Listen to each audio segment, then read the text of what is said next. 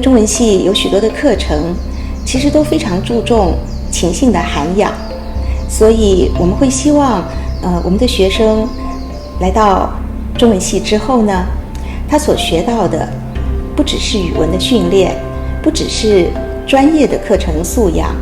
还有能够跟我们的老师与同学深度的互动，彼此相互的了解，那么进而促进更进一步的彼此生命的交流跟交感。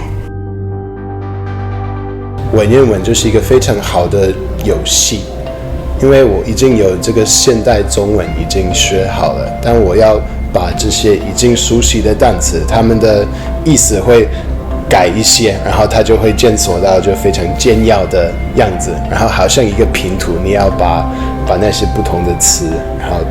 拼在一起，然后造成一个完整的一句话，然后翻译成白话。我就觉得这个过程，我就是一个侦探，然后就回去到那些很古老的书，然后就发现它的好像是一个密码语言，他在讲什么？中国历史语文化是因为我读的学校是那个印尼的国民学校，我对中国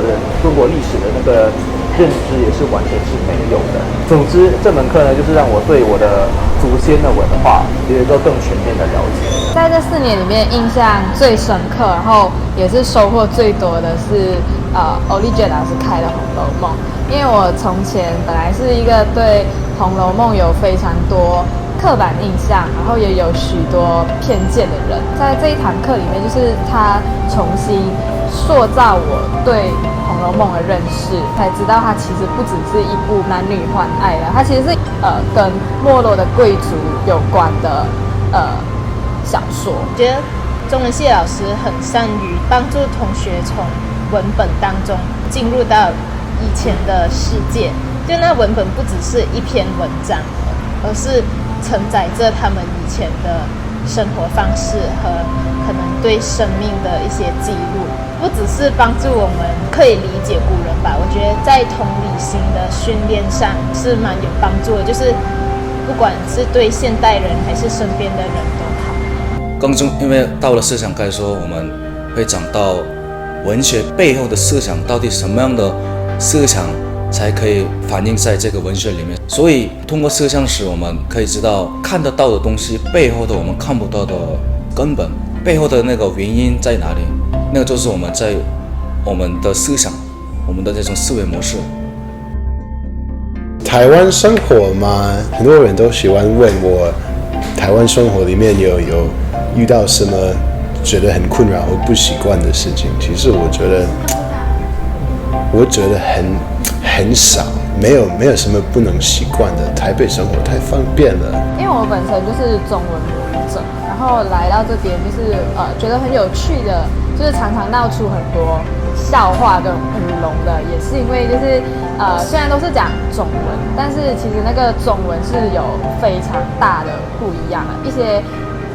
遣词用字或者是腔调，然后其实都跟这边有非常非常大的不同。在台湾算是一个蛮安全的环境，所以可以在户外进行很多的休闲活动。对，我觉得这里对个人的接纳度是很大的，所以在这里可以很放心的做自己想要做的事，可以追求自己喜欢，就体现自己的风格。我们是国际班嘛，所以很多朋友都是来自各个不同的国家的很多元化的一个朋友，然后跟这些朋友打交道的时候，都会用一些各式各样的语言，然后也可以学到不少的日文。那像我的话，我就有参加这个台大国际英语演讲会，然后有参加台大中文系书法会。英语演讲会的话，可能听起来就是有点学术，但其实里面也是很好玩的，我们是用一个很开心很好玩的气氛来让大家去练习英语的口语能力跟那个沟通能力、演讲的能力样子。那书法会的话，那就顾名思义，就大家在那边坐着，然后开开心心写书法，然后就说，你写的字写谁的？我写这个赵之健。你写什么？我写这个王羲之。那我的话，个人就喜欢写那个欧阳询。然后现在在写零飞机，花很多时间在这些东西上面，然后觉得生活非常的有意义那种感觉。